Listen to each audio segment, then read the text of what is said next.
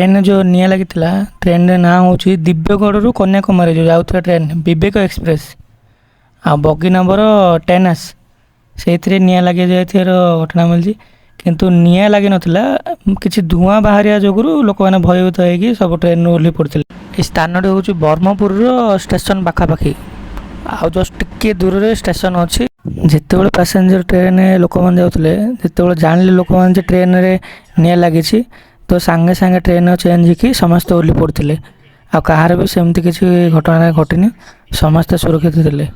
कौन ट्रेन रे धुआं बाहरला आ कहीं से कथा एपर्यंत जना पड़ना।